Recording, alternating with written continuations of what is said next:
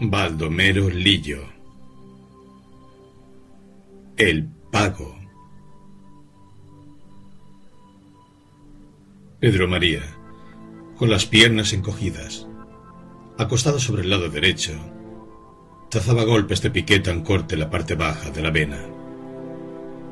Aquella incisión, que los barreteros llaman circa, alcanzaba ya a 30 centímetros de profundidad, pero el agua que se filtraba del techo y corría por el bloque llenaba el surco cada 5 minutos, obligando al minero a sollar la herramienta para extraer con ayuda de su gorra de cuero aquel sucio y negro líquido que, escurriéndose por debajo de su cuerpo, iba a formar grandes charcas en el fondo de la galería.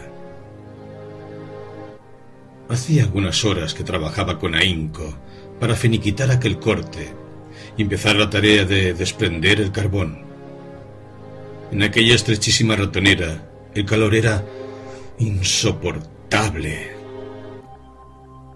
Pedro María sudaba a mares y de su cuerpo, desnudo hasta la cintura, brotaba un cálido vaho que con el humo de la lámpara formaba a su alrededor una especie de niebla cuya opacidad, impidiéndole ver con precisión, hacía más difícil la dura e interminable tarea. La escasa ventilación aumentaba sus fatigas.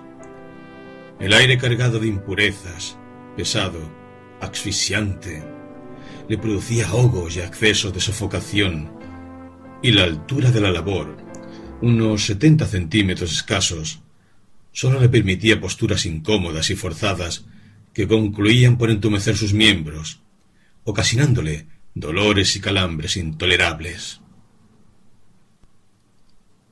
Apoyado en el codo, con el cuello doblado, golpeaba sin descanso, y a cada golpe el agua de la cortadura le azotaba el rostro con gruesas gotas que herían sus pupilas como martillazos. Deteníase entonces por un momento para desaguar el surco y empuñaba de nuevo la piqueta, sin cuidarse de la fatiga que engarrotaba sus músculos, del ambiente irrespirable de aquel agujero, ni del lodo en que se hundía su cuerpo, acosado por una idea fija, obstinada, de extraer ese día, el último de la quincena, el mayor número posible de carretillas. Y esa obsesión era tan poderosa, absorbía de tal modo sus facultades, que la tortura física le hacía el efecto de la espuela que desgarra los ijares de un caballo desbocado. Cuando la circa estuvo terminada, Pedro María, sin permitirse un minuto de reposo, se preparó inmediatamente a desprender el mineral. Ensayó varias posturas buscando la más cómoda para atacar el bloque, pero tuvo que resignarse a seguir con la que había adoptado hasta allí, acostado sobre el lado derecho, que era la única que le permitía manejar la piqueta con relativa facilidad. La tarea de arrancar el carbón, que a un novicio le parecería operación sencillísima, requiere no poca maña y destreza, pues el golpe es muy oblicuo, la herramienta resbala, desprendiendo solo pequeños trozos, y si la inclinación no es bastante, el diente de acero rebota y se despunta como si fuese de mazapán. Pedro María empezó con brío la tarea. Atacó la hulla junto al corte y golpeando de arriba abajo, desprendiéronse de la vena grandes trozos negros y brillantes que se amontonaron rápidamente a lo largo de la hendidura. Pero a medida que el golpe subía, el trabajo hacíase muy penoso. En aquel pequeño espacio no podía darse a la piqueta el impulso necesario. Estrechada entre el techo y la pared, mordía el bloque débilmente, y el obrero, desesperado, multiplicaba los golpes arrancando solo pequeños pedazos de mineral. Un sudor copiosísimo empapaba su cuerpo, y el espeso polvo que se desprendía de la vena, mezclado con el aire que respiraba, se introducía en su garganta y pulmones, produciéndole accesos de tos que desgarraban su pecho, dejándole sin aliento. Pero golpeaba sin cesar, encarnizándose contra aquel obstáculo que hubiera querido despedazar con sus uñas y sus dientes. Y enardecido, furioso a riesgo de quedar allí sepultado, arrancó del techo un gran tablón contra el cual chocaba a cada instante la herramienta. Una gota de agua, persistente y rápida, comenzó a caerle la base del cuello, y su fresco contacto le pareció en un principio delicioso, pero la agradable sensación desapareció muy pronto para convertirse en un escozor semejante al de una quemadura. En balde trataba de esquivar aquella gotera que, escurriéndose antes por el madero, iba a perderse en la pared y que ahora abrasaba su carne como si fuera plomo derretido. Sin embargo, no cejaba con su tenaz empeño, y mientras el carbón se desmoronaba amontonándose entre sus piernas, sus ojos buscaban el sitio propicio para herir aquel muro que agujereaba hacía ya tantos años, que era siempre el mismo, de un espesor tan enorme que nunca se le veía el fin. Pedro María abandonó la faena al anochecer, y tomando su lámpara y arrastrándose penosamente por los corredores, ganó la galería central. Las corrientes de aire que encontraba al paso habían enfriado su cuerpo, y caminaba quebrantado y dolorido, vacilante sobre sus piernas entorpecidas por tantas horas de forzada inmovilidad. Cuando se encontró afuera sobre la plataforma, un soplo helado le azotó el rostro, y sin detenerse, con paso rápido descendió por la carretera.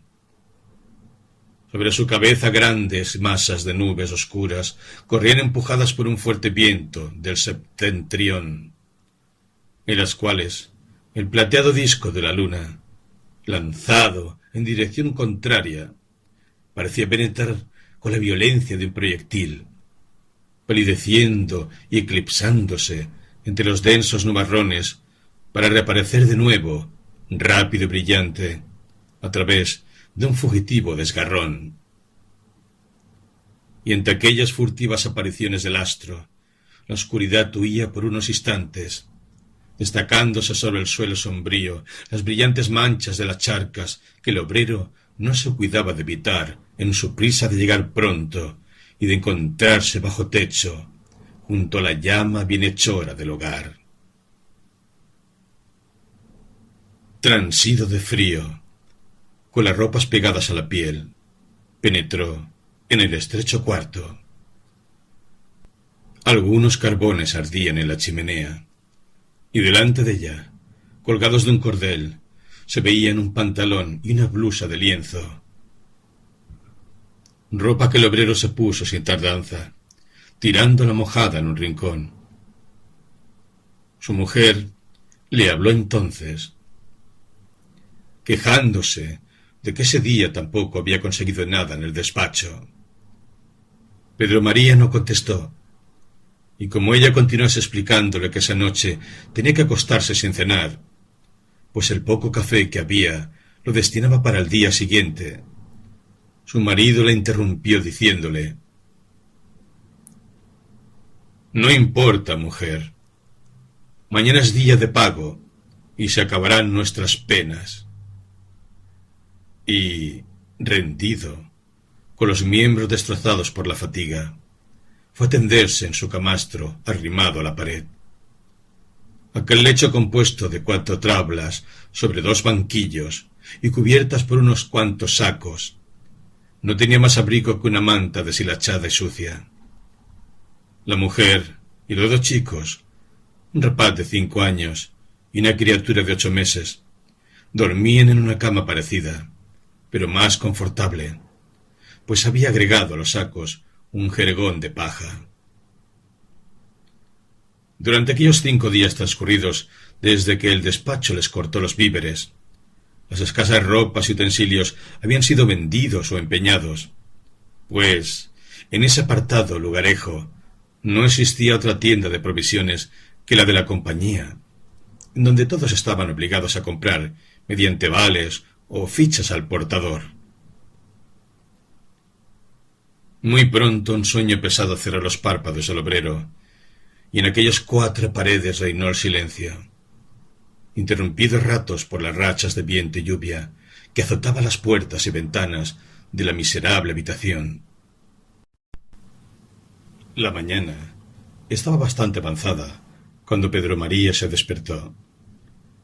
Era uno de los últimos días de junio, y una llovizna fina y persistente caía del cielo entoldado, de un gris oscuro y ceniciento.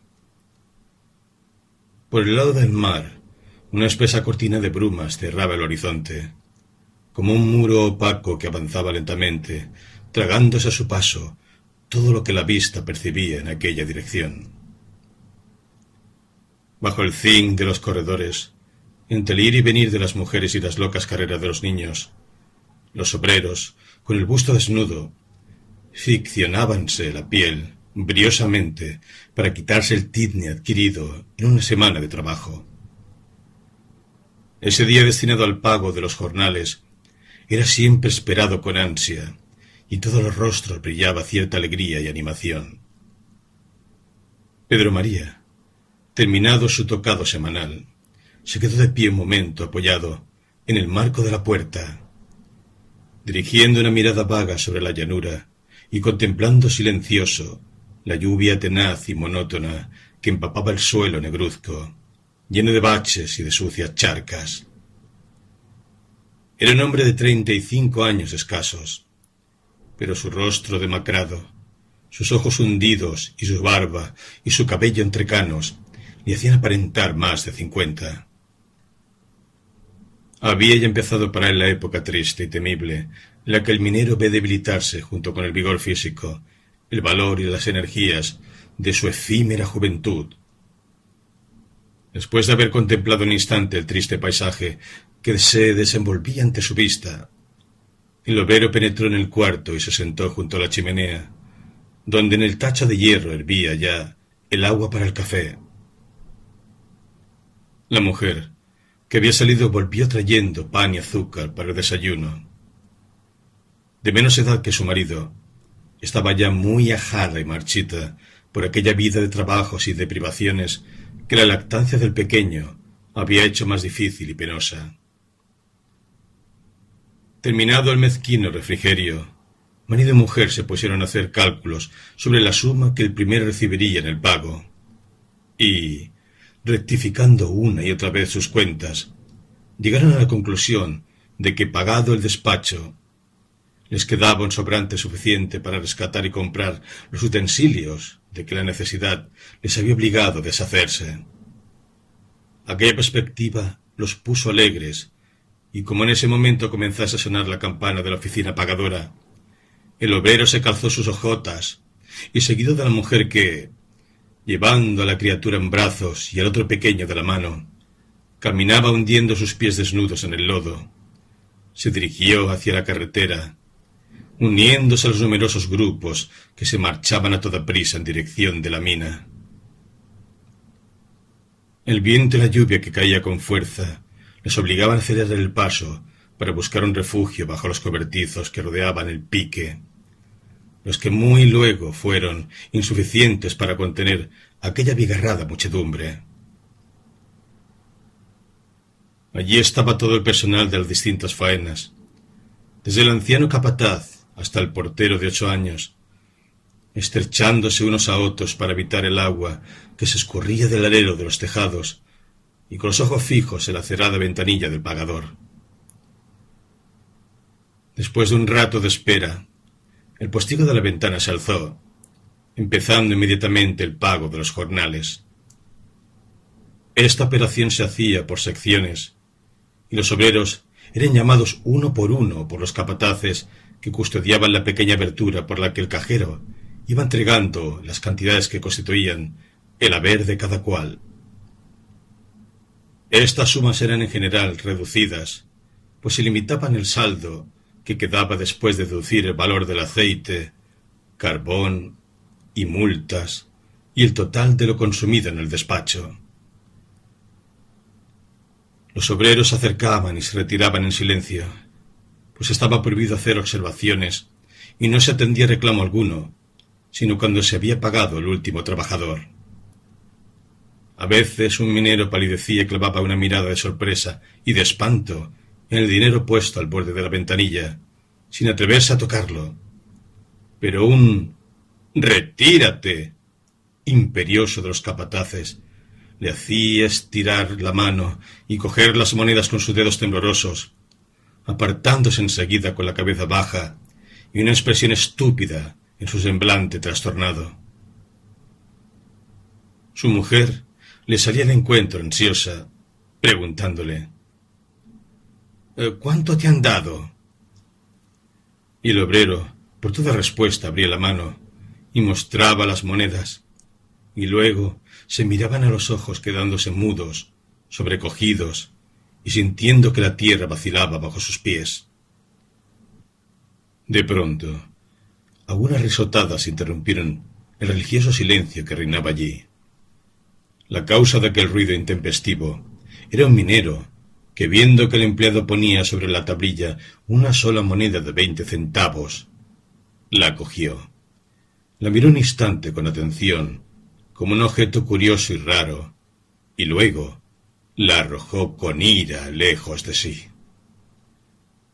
Una turba de billetes se lanzó como un rayo tras la moneda que había caído, levantando un ligero penacho en mitad de una charca, mientras el obrero, con las manos en los bolsillos, descendía por la carretera sin hacer caso de las voces de una pobre anciana que, con las faldas levantadas, corría gritando con acento angustioso: «¡Juan! ¡Juan!». Pero él no se detenía, y muy pronto sus figuras macilentas, azotadas por el viento y por la lluvia, desaparecieron arrastradas, a lo lejos, por el torrente nunca exhausto del dolor y la miseria. Pedro María esperaba con paciencia su turno, y cuando el capataz exclamó en voz alta: «¡Barreteros de la doble!», se estremeció y aguardó nervioso, con el oído atento a que se pronunciase su nombre, pero las 3 palabras que lo constituían no llegaron a sus oídos. Unos tras otros fueron llamados sus compañeros, y al escuchar de nuevo la voz aguda del capataz que gritaba: «¡Barreteros de la media hoja!», un escalofrío recorrió su cuerpo, y sus ojos se agrandaron desmesuradamente. Su mujer se volvió y le dijo, entre sorprendida y temerosa: «¿No te han llamado? Mira». Y como él no respondiese, empezó a gemir, mientras mecía en sus brazos al pequeño, que, aburrido de chupar el agotado seno de la madre, se había puesto a llorar desesperadamente. «¿Que no lo han llamado todavía?». Y como la interpelada moviese negativamente la cabeza, dijo: «Tampoco a este», señalando a su hijo, un muchacho de 12 años, pero tan paliducho y raquítico que no aparentaba más de 8. Aquella mujer, joven viuda, alta, bien formada, de rostro agraciado, rojos labios y blanquísimos dientes, se arrimó a la pared del cobertizo y desde ahí lanzaba miradas fulgurantes a la ventanilla, tras la cual se veían los rubios bigotes y las encarnadas mejillas del pagador.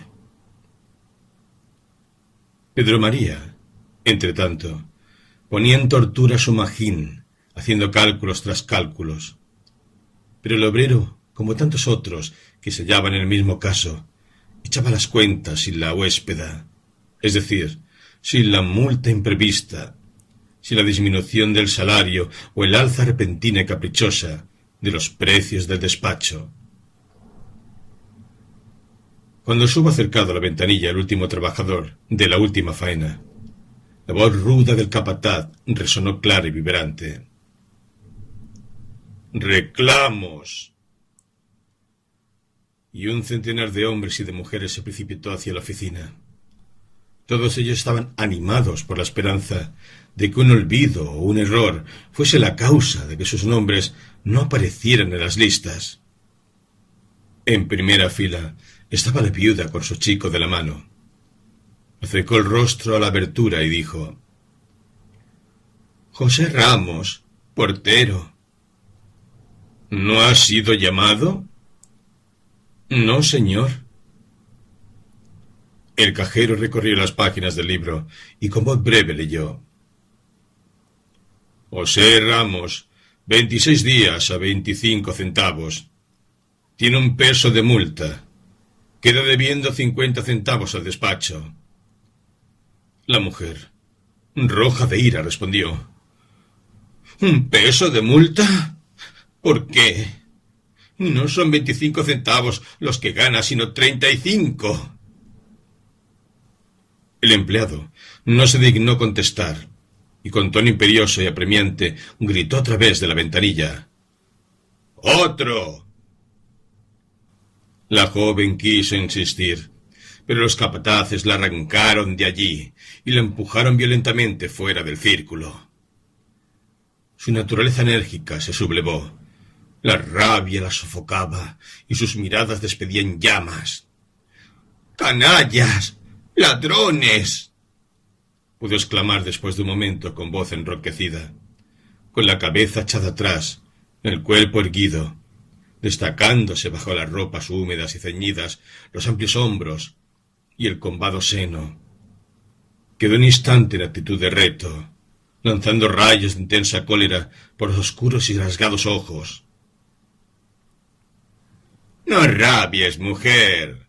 Mira que ofendes a Dios», profirió alguien burlonamente entre la turba.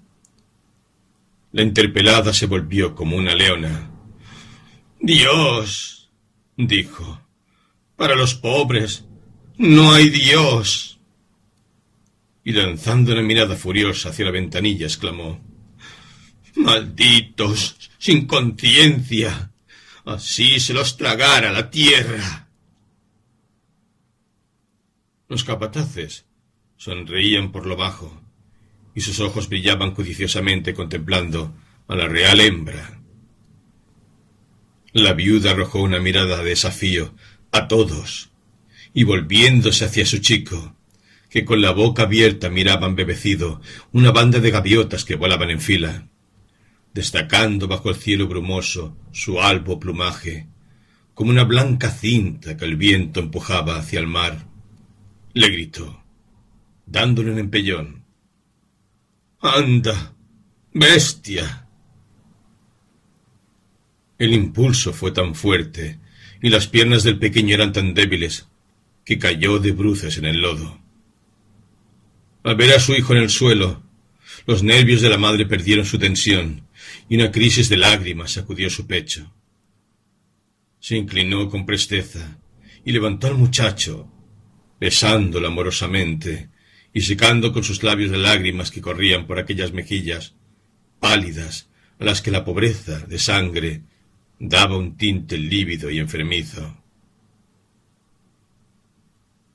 A Pedro María le había llegado el turno y aguardaba muy inquieto junto a la ventanilla, mientras el cajero volvía las páginas.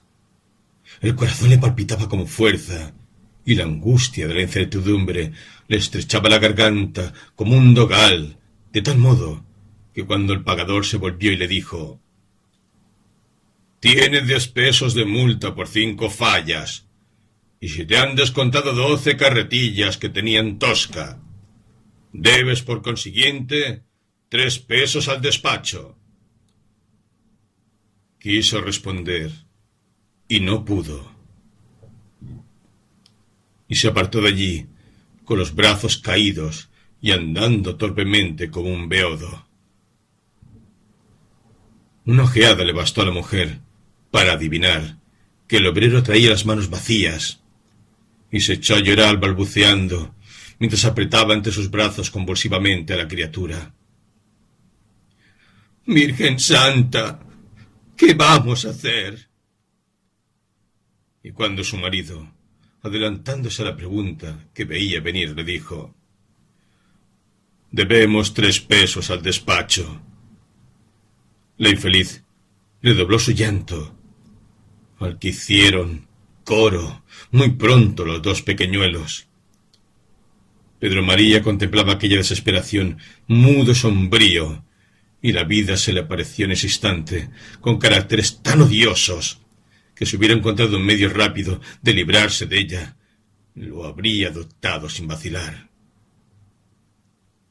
Y por la ventanilla abierta parecía brotar un hálito de desgracias. Todos los que se acercaban a aquel hueco se separaban de él con rostro pálido y convulso, los puños apretados, mascullando maldiciones y juramentos. Y la lluvia caía siempre, copiosa, incesante, empapando la tierra y calando las ropas de aquellos miserables para quienes la llovizna y las inclemencias del cielo eran una parte muy pequeña de sus trabajos y sufrimientos. Pedro María, taciturno, cejijunto, vio alejarse a su mujer e hijos, cuyos harapos adheridos a sus carnes flácidas les daban un aspecto más miserable aún. Su primer impulso había sido seguirlos, pero la rápida visión de las desnudas y frías paredes del cuarto, del hogar apagado, del chico pidiendo pan, lo clavó en el sitio. Algunos compañeros lo llamaron, haciéndole guiños expresivos, pero no tenía ganas de beber. La cabeza le pesaba como plomo sobre los hombros, y en su cerebro vacío no había una idea, ni un pensamiento. Una inmensa laxitud entorpecía sus miembros, y habiendo encontrado un lugar seco, se tendió en el suelo, y muy pronto, un sueño pesado, lleno de imágenes y visiones extraordinariamente extrañas y fantásticas, cerró sus párpados. Y soñó que estaba allá abajo, piqueta en mano, atacando la vena, y cosa rara, le parecía que aquella masa oscura, quebradiza como un cristal, no tenía la consistencia de otras veces. Sacudió la lámpara para ver mejor, y su extrañeza desapareció. No era carbón, ni oro mineral cualquiera, lo que hería la acerada punta de la herramienta, sino una masa rojiza, blanda, gelatinosa. Entonces sintió que una vívida claridad penetraba en su cerebro. Aquello era el sudor, la sangre y las lágrimas vertidas por las generaciones de mineros, sus antepasados, en los corredores de la mina y por los que aún poblaban sus infernales pasadizos. Y sin asombro vio que el sudor que brotaba de su cuerpo era de color de púrpura, y que poco a poco tomaba el tinte y consistencia del extraordinario filón. Luego, la visión se transformó y se encontró delante de un inmenso crisol, donde era arrojado el extraño metal, y que dejaba escapar por una abertura de su parte inferior un chorro dorado que saltaba como una cascada, esparciéndose en áureos arroyuelos por los campos. Al contacto del oro, la tierra se estremecía, y como al golpe de una varilla mágica, brotaban de su seno palacios y moradas espléndidas, en cuyas estancias, resplandecientes como el día, innumerables parejas se entrelazaban al acompasado son de voluptuosas danzas. De pronto los bailes y las músicas cesaron, y una luz extraña, rarísima, iluminó los aposentos. Los diamantes que brillaban en los cabellos y gargantas de las mujeres se desprendieron de sus engarces y rodaron como lágrimas por los niveos hombros y senos de las hermosas, haciéndolas estremecerse con su húmedo contacto. Los rubíes dejaban al caer manchas sangrientas sobre los regios tapices, y las paredes, las escalinatas, los bronces y los mármoles, y tomando un tinte rojo, violáceo, horrible, parecían de sangre coagulada. Mientras Pedro María contemplaba aquella brusca transformación, una espantable turba se abalanzó sobre los edificios. Eran esqueletos que con sus garfiados dedos despedazaban esos templos de la fortuna y del placer, arrancando trozos que se adherían a sus osamentas, convertidos en jirones de carne palpitante. a medida que los esqueletos se vestían de aquella extraña manera, adquiriendo sangre y músculos, los palacios se desvanecían desmenuzados por aquellos millares de tenazas y acerados garfios. Nada restaba de las soberbias moradas ni de los cimientos. Y cuando hubo desaparecido el último escombro, la última piedra, solo quedó en aquel sitio una muchedumbre de viejos, de jóvenes y niños tiznados y sucios. El obrero se despertó súbitamente. Los cobertizos estaban desiertos, y las gotas de lluvia modulaban su alegre sinfonía, escurriéndose rápidas por el alero de los tejados.